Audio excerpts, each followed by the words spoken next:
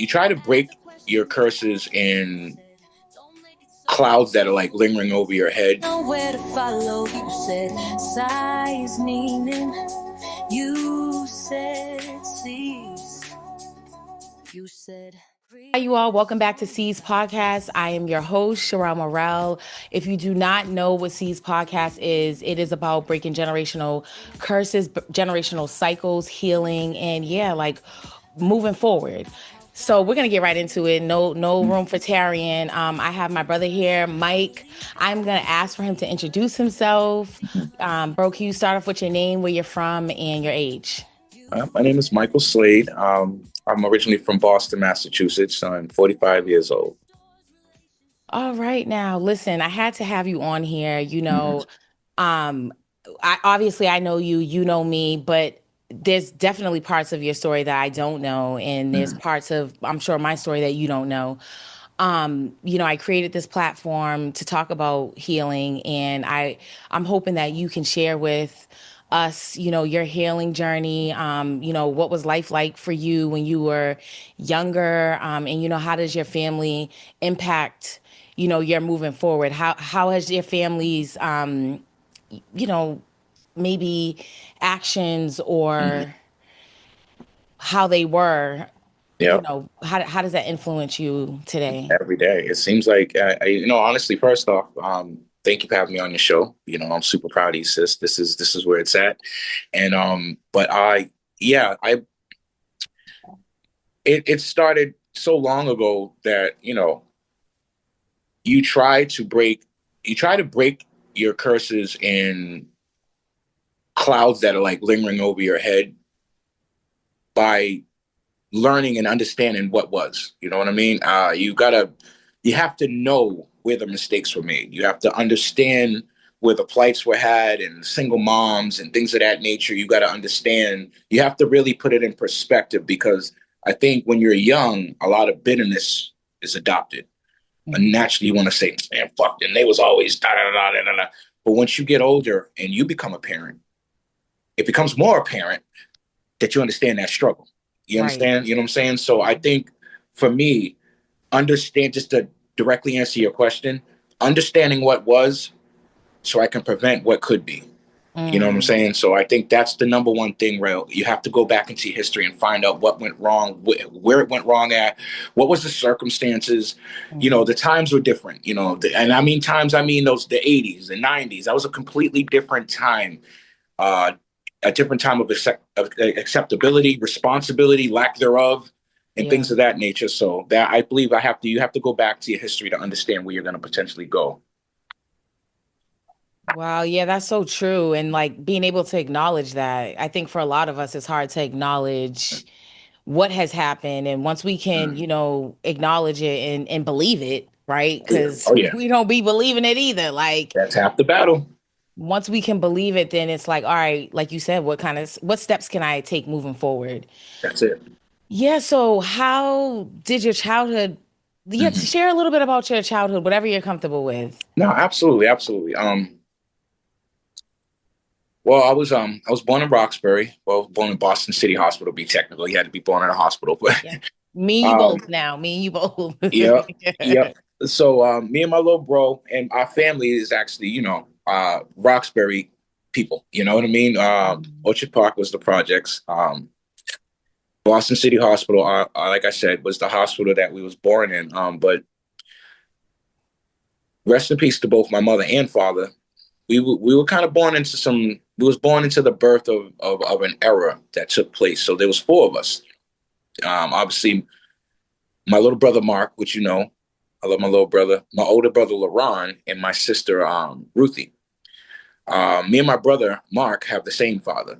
But meanwhile, Ruthie and LaRon have different fathers. So obviously that seemed to be par for the course at that particular time.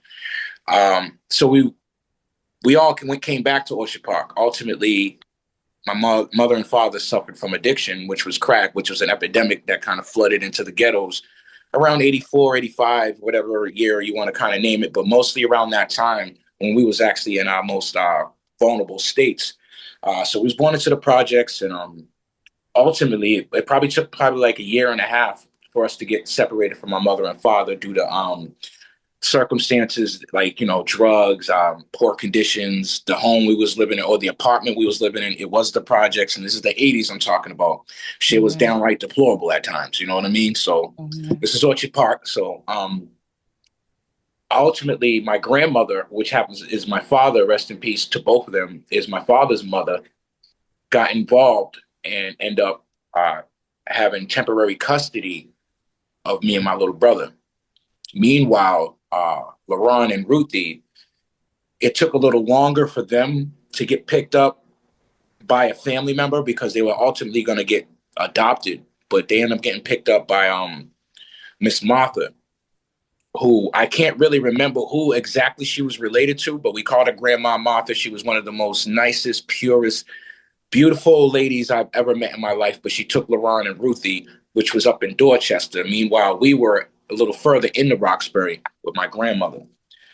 So we were separated. Obviously, my mother and father still going through the doldrums of drug addiction and things of that nature. We was living in Roxbury, my brother and me and my brother, Mark.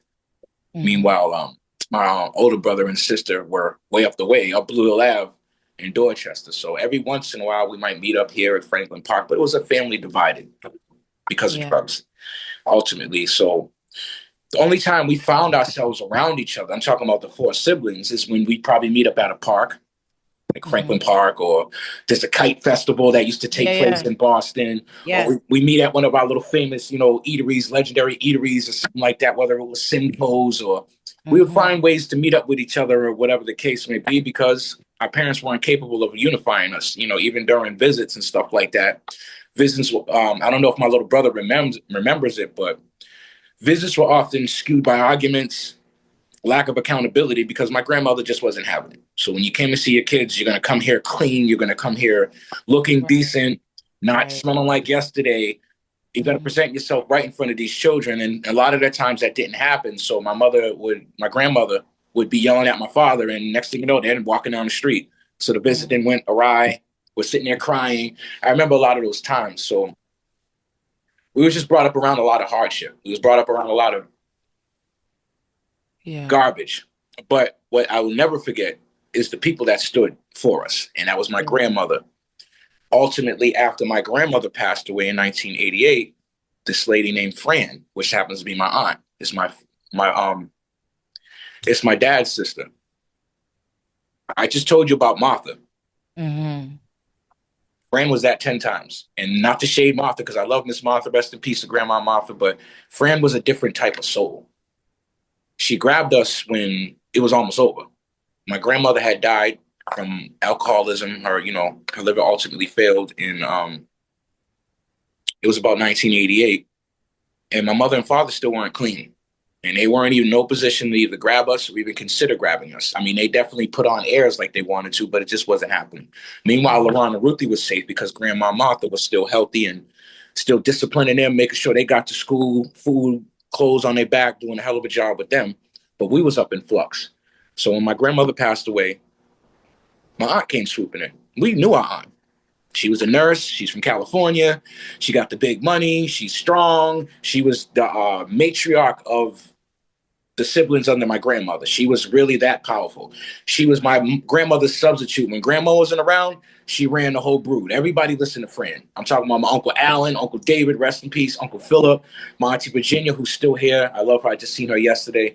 My Aunt Peaches, who's, I don't know where she's at, but I'll get into her a little more because that's Mark's biggest influence is Peaches. All these people listened to Fran. So Fran took us under her wing. And she let us in her house. And this was about 1988. My grandmother had passed away. We seen our father at the funeral and all of that. And he hugged us up and he loved us up. But I looked at him different. I don't know if my little brother did, but I looked at him like, I'm starting to understand you, motherfucker. That's how I was looking at the time. You know what I mean? Like, I'm starting to understand you. Something's more important than us. And I don't like that shit. But it's still Dad. I was happy to see him. Time goes on. Fran picks us up. And I believe Ma was, and we called her Ma. She has surpassed Aunt role. She has got Ma. That's Ma, like to this day.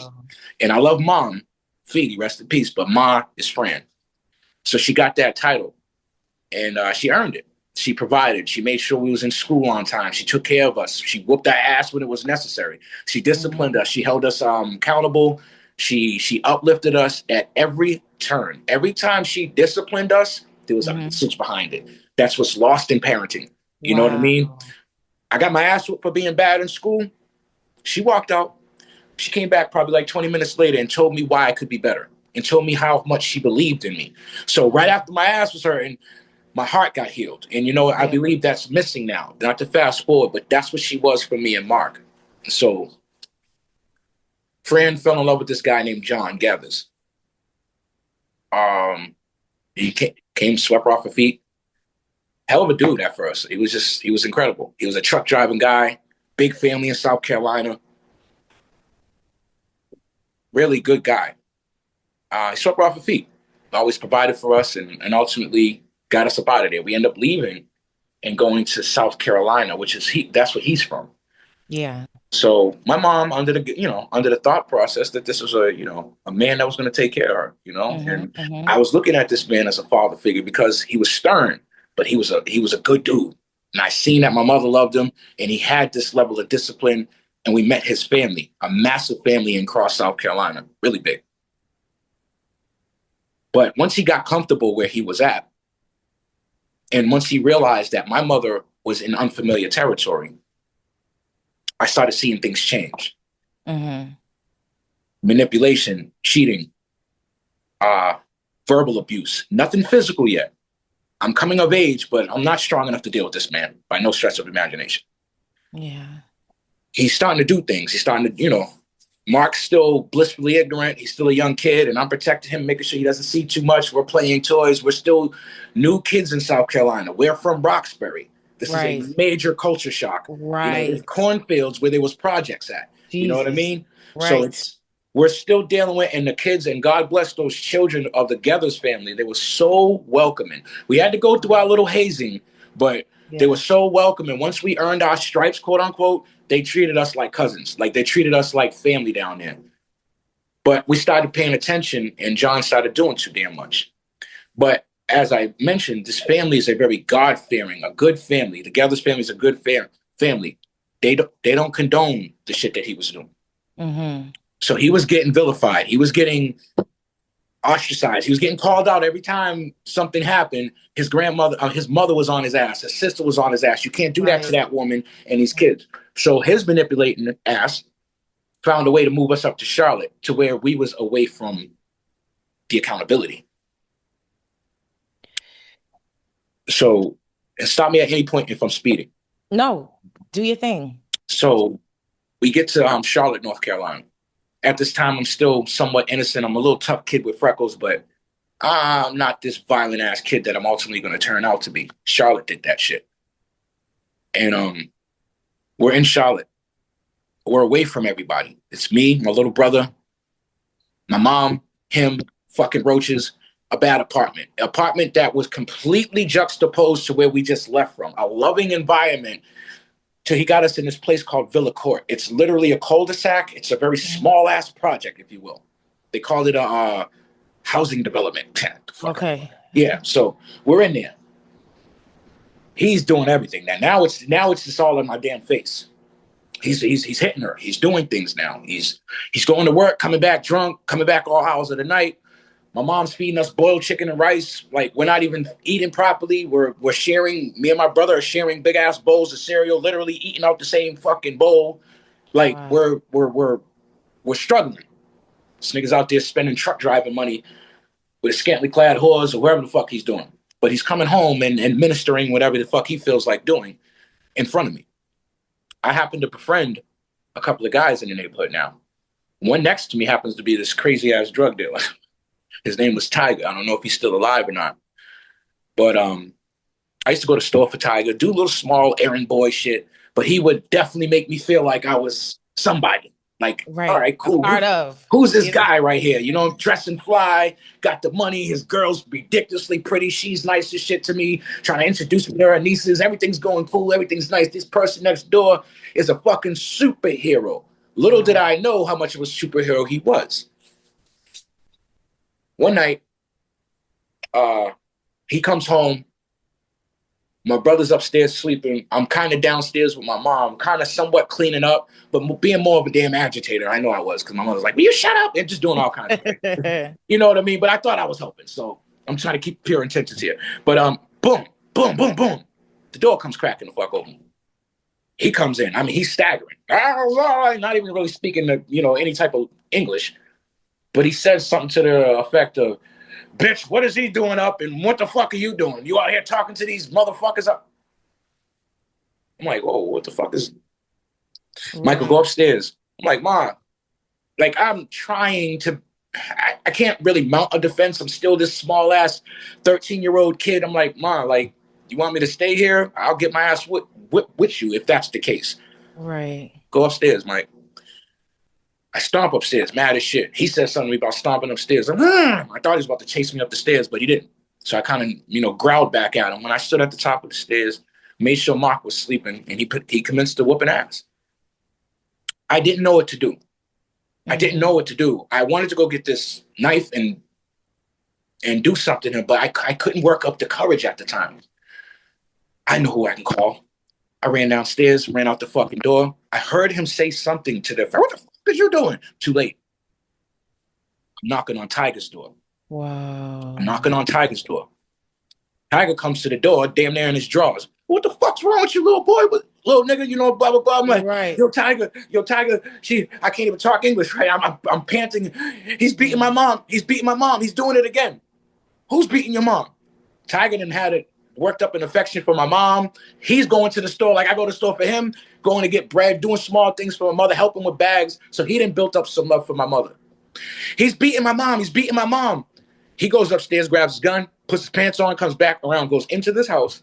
And I'll never forget the amount of satisfaction that I felt when he grabbed this man by the collar, smacked him with the firearm, kapow, smacked him again with his hand, smacked him again with his hand, and smacked him again, and said, "Now fucking do that to me."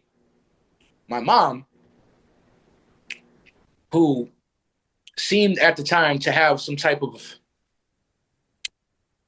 I don't know how to say it, but she just seemed to get onto the defense about John telling Tiger to stop, but he's telling her, nah, I got this. And I'm sitting there smiling like, yeah, beat this motherfucker's ass. Beat him. Yeah. He smacked him again. If you touch her again, I'm going to burn you. And obviously, I'm going to, you know what I mean? Yeah. Mm-hmm. He got the fuck out the house. Mama shut the door. Tiger's talking. Finally, Tiger gets out the house. My mom was so mad at me that I went and got somebody else. But I was like, "Mom, he was going to kill you."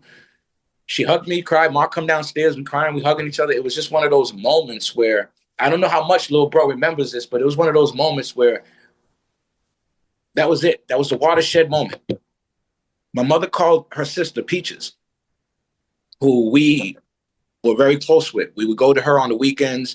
Obviously, after Fran got us, she would take us to movies. She would take us to go buy toys. She would take us to fix bikes. This lady was just one of those people. She was a very brilliant woman. It was her little sister. And she was a lesbian, what have you. So her way of life was a little different. So, but Mark loved that way of life. Mark was into martial arts. Peaches is a martial artist. She was a bad woman. She kind of reminded me, you got the dreads like her, the same complexion. Sherelle, I'm telling you no lies. I'll show you a picture one day. You're going to be like, oh, okay, I get it.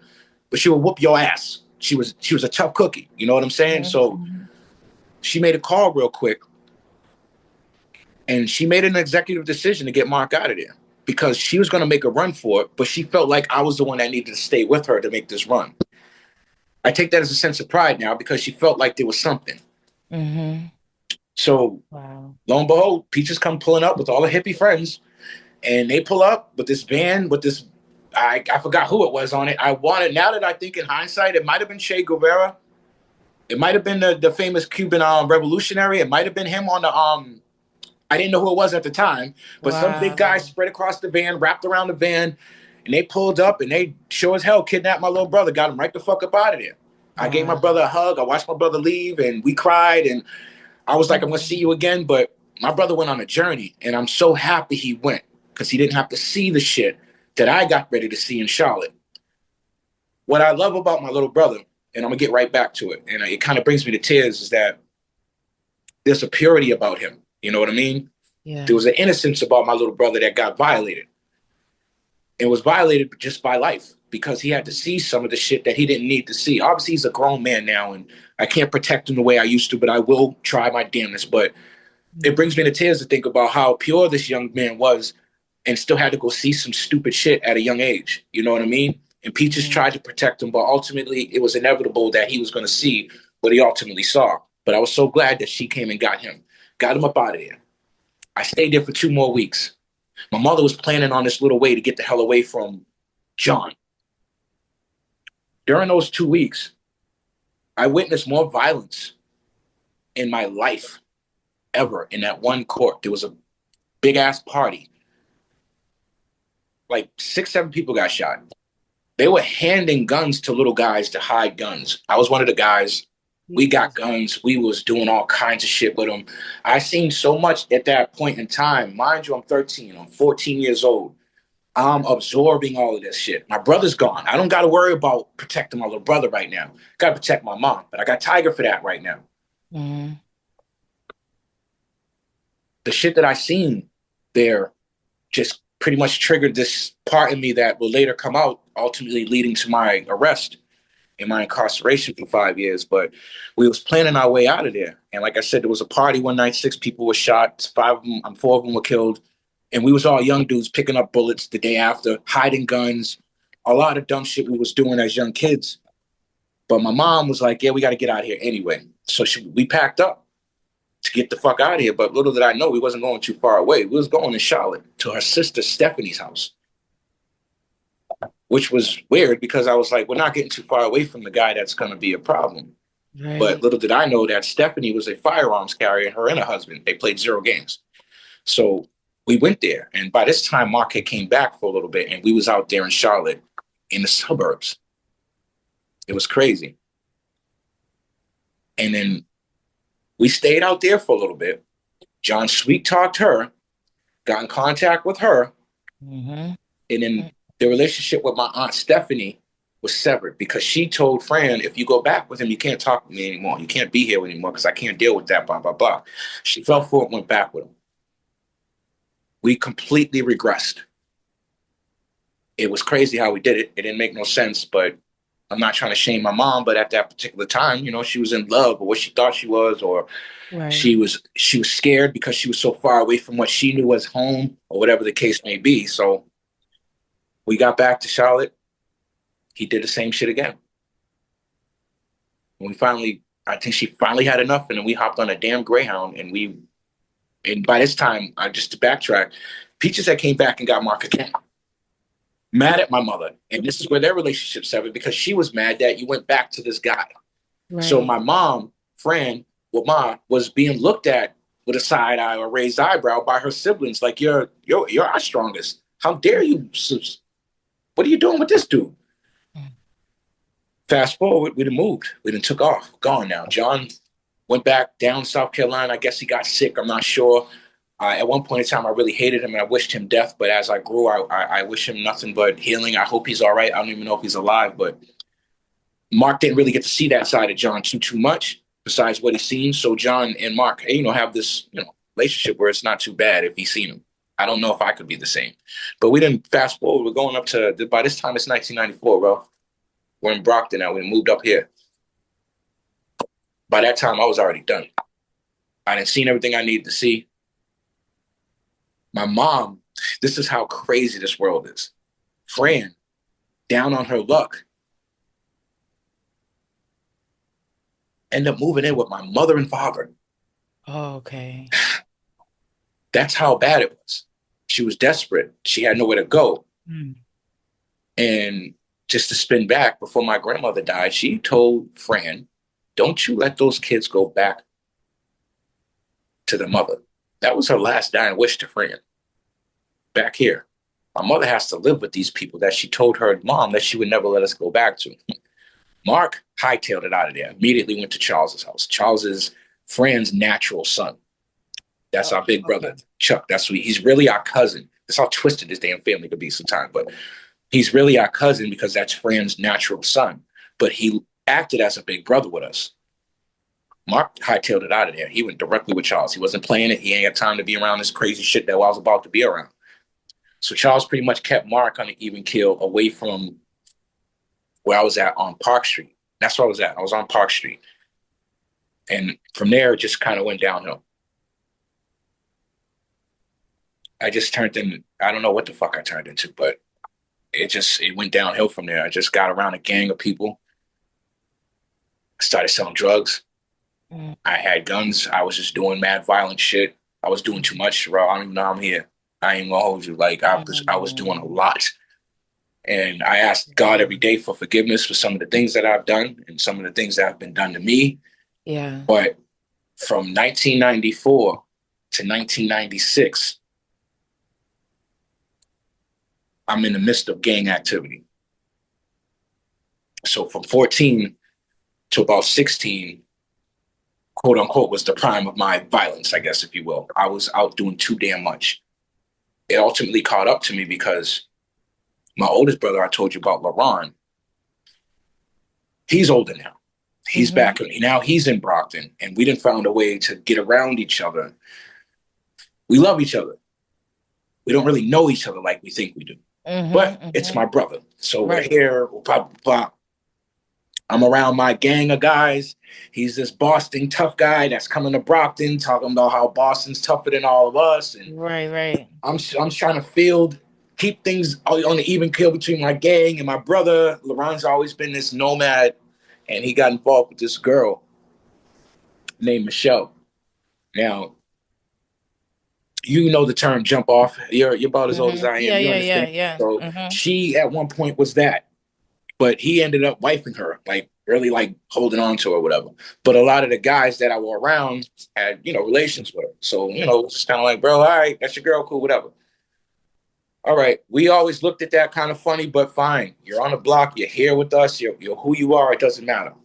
So I'm in the living room one day. She comes over to use the phone. Obviously, this is before cell phone times. We were still doing beepers. This is about 1996. You know what I mean? August and all of that. She comes over to use the phone. She uses the phone. I believe I was playing Sega. I don't want to name the wrong console, but I was Sega. There you go. You already know what it is. So I'm sitting there going at it. She says some crazy, outlandish shit to me. I look at her like, but she already knows how I get triggered, and she knows what I am at this particular moment. So she said some crazy shit. I said, and at the time I'm wild disrespectful. Bitch, get the fuck out. Don't ever come here for the phone again. I said some crazy shit like that. But what I did not do was try to make an advance towards her. She went, took her ass upstairs, and told LaRon that I made an advance towards her. Me and LaRon just had an argument the night before. So there was a little bit of tension. Still big bro, no problem, no. So, boom, he comes busting in the door. I dropped the control. What the fuck? You all right? Yo, what the fuck you say to my girl, bro? Nigga, what? I told her to get the fuck out because she was talking crazy. No, you said some other shit. You want fuck? You want to do? I was like, oh, chill the fuck out. By this time, I'm standing up and I'm getting the fuck away from him. I'm walking around back towards where the kitchen is because I'm just kind of like, bro, get the fuck out of here. So he literally follows me. I'm like, yo, you need to chill the fuck out. Your girl's lying. Blah blah blah. He runs back out there, go gets her. By this time, I came outside to meet them. She already had a gun on me. Like I live with a gun. That was a part of batteries included type shit. So I come out to what the fuck are you talking about? And as I'm telling her, what are you blah blah blah? My brother punches me in the face. Boop. Oh no, dang. Every inkling of humanity was lost at that point. And once again, I'm super violent at the time. I'm 16 years old. As soon as he punched me, I saw it came out. And my mother jumped in front of me because I was going to, full disclosure, I was going to kill her and then kill him and probably go off into the sunset and get caught, whatever the case may be. But at the time, I didn't give a fuck. I really didn't care. I was about to get ready to, and it was a shotgun. So I literally had a shot. This is how demented and crazy. I had a shotgun in my jean shorts. I had Tommy Hilfiger shorts on. That's how lost I was. So these are jean shorts. You already know this is the night. Right. It's hanging out at the bottom. Right. Like, just stupid. I pulled the shit out and I aimed it at him. And I was getting ready to do some crazy shit. And my mother jumped in front of the shit. God rest her soul. I said, Mom, move. By that time, Old girl then ran the fuck into the house. LaRon's trying to figure out what he wants to do because I'm telling my mother to move. My mother kind of grabbed the gun, shoved my mom out the way. Deplorable. My mom kind of fell over.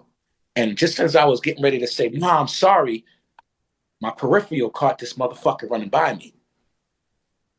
Focus mode, right back to him. Oh God. Now I'm chasing this motherfucker up the alleyway. This motherfucker being my blood brother. And I'm hell-bent on killing my brother for believing her, for not honoring what we have, knowing I would never make an advance towards somebody like that. That didn't matter. You punched me in front of her, in front of my mother, in front of my fucking people. My pride is fucking on fire. So now I'm chasing this man around alleyways. I'm loading up a gun as we get on Warren Ave. I'm chasing him down the street. For some odd reason, everybody's outside. I don't know how the fuck that happened, but I'm trying to load up. I finally get it and I let one off. He jumps over a car and the blast hits him in the shoulder. He falls down. I'm going up to kill my brother. And my father, God rest his soul, I don't know, he's a military trained man. He disarmed me so quick. I didn't even realize I was disarmed until I was looking up and sitting down on the ground. I'm telling you, it was that fast. Because I was going to kill my brother. It was done. It was over. It was a wrap. I didn't think about shit else except for his demise because you betrayed me. That's how fucking stupid and lost I was at this time. Mind you, my little brother is down the street and he has to deal with all of this shit. As soon as he gets ready to hear, how's your brother doing? Oh, you know what the fuck happened? So he had to hear all that. My brother was very angry with me for a while. But I'm getting ready to kill this guy. My father disarms me, throws the gun into the river. When the police pull up, a lot of shit happens. I'm almost getting away. My brother ends up telling on me, in the streets there. You snitched. Yeah, I just shot him. All right. So I guess he has a right. He's traumatized. He probably needs to get this off his shit. So I go and get arrested. And from 1996 to 2001, I was in jail. And it was probably my biggest regret I got in my life is trying to take out my brother. But I know I wasn't all there. I know I had so much stress and things hung over and animosity towards so many people. I lost 5 years of my life for 30 seconds of indiscretion. I fucked up really bad. I fucked up my relationship with my little brother because he was mad for a little bit. He didn't know what to believe. Yeah.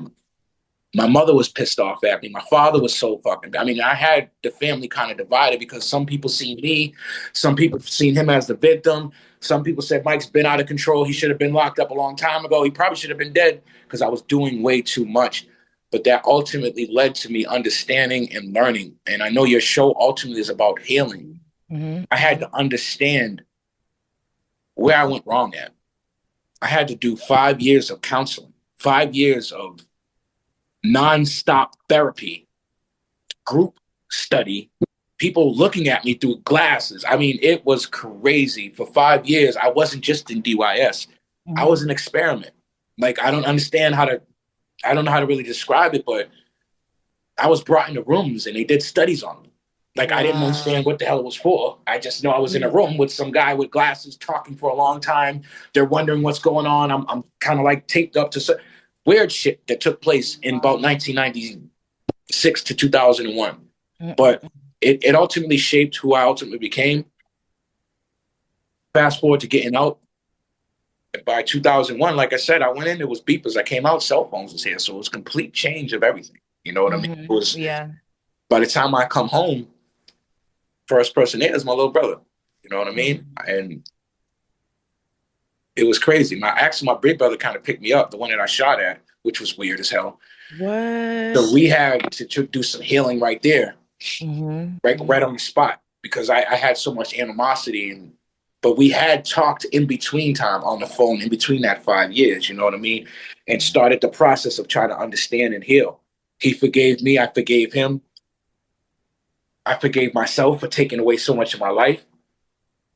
And it started a healing process that we're still doing. It's still happening, but we're in a way better space than we were around 2000 2001 and 2002 because we still had things to go through. I still had to heal with Mark and that. By that time I got home, I had my first daughter, which is Diana, you know. Mhm. So this is about 2001. I had met Kim, which is my first baby's mother, and I had Diana.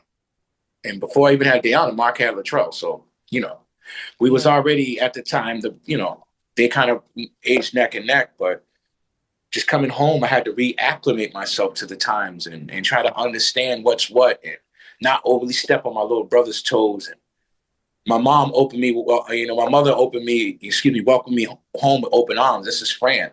And she knew I was a little messed up, but she still opened the door for me. And ultimately, what I tried to do for her is once I got my feet down, I got 2 jobs. I remember having 2 jobs, and she was proud of me. And I felt that shit. I felt it because I felt like I cheated her out of so much. She helped us and rescued us at a time that we needed it, at our most vulnerable time. And how do I repay her?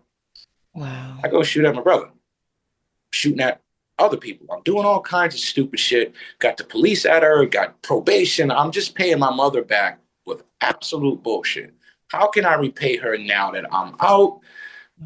Get me 2 jobs, lighten Mm-hmm. her load. My brother's trying to work. Mark is at Foot Locker. My girl is working at Foot Locker. Mark's first baby's mother is over here. Everybody's doing something. Everybody's working. Yeah. And then she gets sick. So in the midst of me thinking I'm paying my mother back and doing her proud, life finally catches up to her. And then she dies. And I don't know. Mm-hmm. I know it hurts to this day. Like, because I literally watched her take a last breath. I watched that last tear roll down. I watched it all to the point I was appointed because my big brother, Charles, her original son, couldn't even be in the room. Mike, go in there.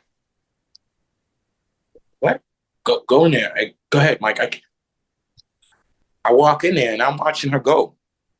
She's being preyed upon by other people, her contemporaries and everybody else. And it was such a hurtful moment that I know I fucked up. I whispered to her in her ear, I'm so sorry. I wasted so much fucking time. I didn't say fucking to her. I told her, I'm so sorry I waste so much time. And I'll never be able to get that back. That's why I tell my kids all the time, Mm. value every fucking thing. Value time. Time is of the essence. At Yeah. any given moment, your parent cannot be here to unforeseen circumstances, not prolonged sickness, unforeseen. You Right. don't even know it's going to happen. Yep. So I try to drive home the point with my children. I got 5 kids, man. I got 4 with Renique. I got my oldest daughter, Diana, who I told you about. Mm-hmm. I try to drive the point all the time about how much you have to value your loved ones, embrace them, flaws and all, Right. Right. or you'll be standing over their grave or looking at their urn, talking about, damn it, wish I would have just listened. And I wish I would have just listened because my mom, literally, her last few years, she's fighting the battle for me, coming up to visit me in jail, trekking across from. She didn't have no car. She's via bus, and whoever may help her, coming all the way up to Canterbury Road to come see my goofy ass. Coming all the way up to Challenge to these are all DYS spots and shit. Goss, coming all these places to see me. Mm-hmm. I wasted her health doing this shit. So I always try to apologize, and I know she forgives me, but it hurts to this day. So, Yeah. and just watching that transpire and watching my bro and how tight me and my brother Mark have gotten over loss is crazy. We both dealt with a lot of losses in our time, and it shaped us to who we are. We're very strong individuals, very Mm-hmm. emotional at times. Mark's a little more emotional than I am, but we can be very emotional, very passionate about things. And it stems from this upbringing. And as much as detailed as I told you, I still left out a lot.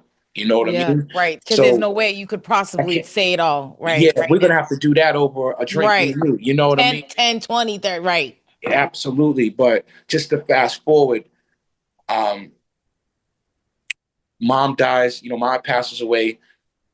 Fran Feedy, who's my biological mother, we're getting tighter with her because she now has took the journey on of stop taking drugs. She don't drink no more. So my mom, before she passed away, was about 5 years sober and clean.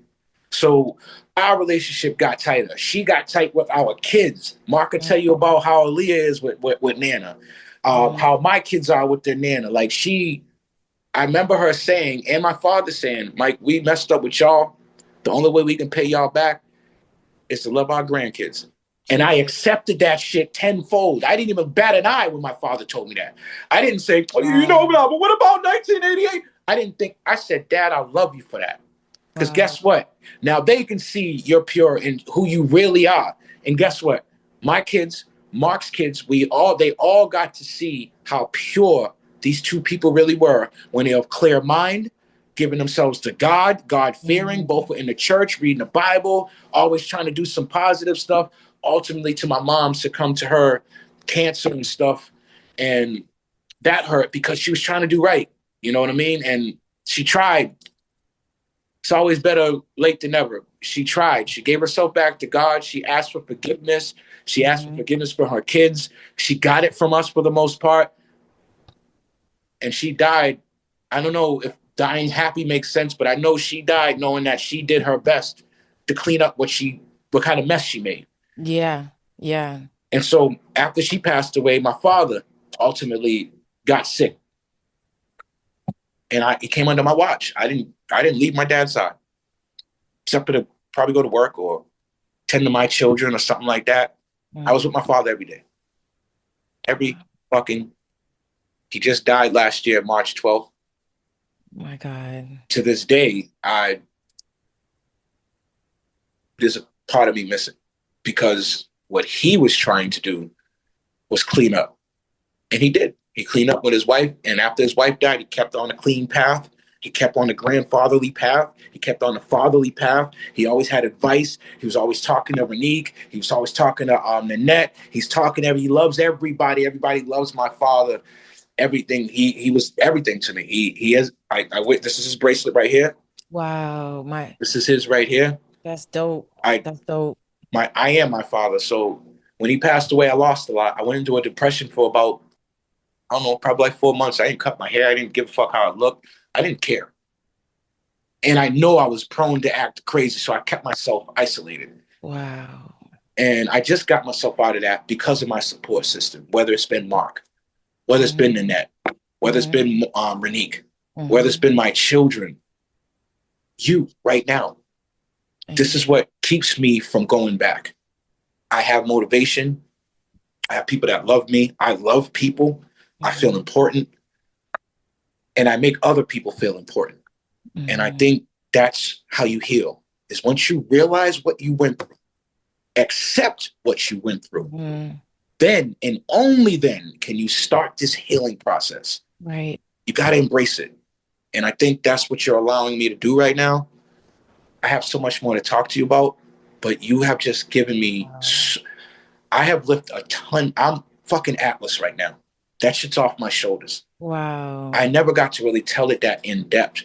Yeah. Yeah. I feel different right now, Sherelle. Like I feel, I got a tingly feeling inside. I'm supposed to be a tough guy. You got me feeling like a kid here.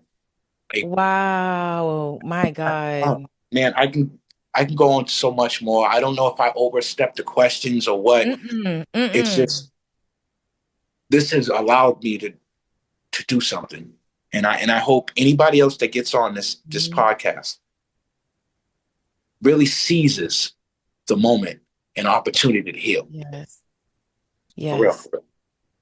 Man, bro, I had no idea that you endured all of that. And, hearing about your teenage years, your childhood years, it definitely plays a part on, what your trajectory is, right? Like what path you take in life. I mean, I appreciate how you were so thorough, so in depth. I mean, I can imagine how hard that this is and was to share. It sounds like you were able to forgive your parents, which is so huge, and continue to build a relationship with your brothers, especially after, that incident. Hmm. Wow, I'm speechless. I'm speechless because I had no idea. Like you sit next to somebody, you talk to somebody, you chop it up, you laugh with them, Hmm. you enjoy good times. When we all get together, we never know what an individual goes through. Absolutely. So you sharing Absolutely. is huge. Wow. No doubt, no doubt. I appreciate everything you just said, and I I pride myself in knowing that the fight is fixed. But Hmm. I'm in the corner. I'm gonna get up and go to fight anyway. And I think we all know the fight is fixed. It's worked against us, whether it's single moms, African Hmm. Americans in general. Like to us as Yes. a minority, it's Yep. already up against. We're stacked up against it. Let's not do ourselves. Let's not hinder ourselves by the infighting. Let's That find a part. way to heal each other, fix each other, so now we can become a stronger unit. That There's part. so many individuals moving around here. There's barely any unity. Unity comes from healing. I really believe if what you're doing right now, this is unity. It's creating a healing moment. And I think that's right there. Like you can't heal the world like that. Yeah. No. For one person at a time who can then say, yo, see these podcasts? That's where you need to go, bro. You need to let some shit out. There's Mm. somebody there that has a bigger ear than mouth. And I think that's what people forget. Your ear should be Mm. way more important than your mouth. You got to be willing to That part. listen. You know what I mean? So you're doing a hell of a Yeah. job. And I look forward to doing more with you and going for, I want a part two, sis. I can't even lie to you. Like, Listen, we are because I'm gonna have you and Mark on together, you all. So y'all absolutely. gotta look out for Absolutely. that. Yep. Y'all, at this point, you should have seen Mark's podcast. So Mm-hmm. It's the that rant. episode, and then Mm-hmm. you're here now seeing Mike's, and yeah, I'm gonna have both of y'all come on. So we Yes, gonna do indeed. that part two, and I'll have some Absolutely. questions for y'all based off of what y'all shared and stuff. Mm-hmm. I think it is important that we were able to listen because I know sometimes when I'm watching podcasts and people are speaking and I want to hear their story, sometimes hosts, they're trying to figure out their dance with the guests. Absolutely. Yep. For me, I'm like, just go. I'll take the lead. I mean, you take the lead and I'll Mm-hmm. follow, for Yeah. all my guests. But please, if there's one thing that you could tell somebody before you get off, what's something that you can tell them if someone's struggling or they're on their healing journey? What's some advice?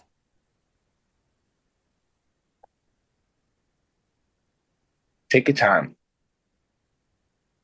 Take your time.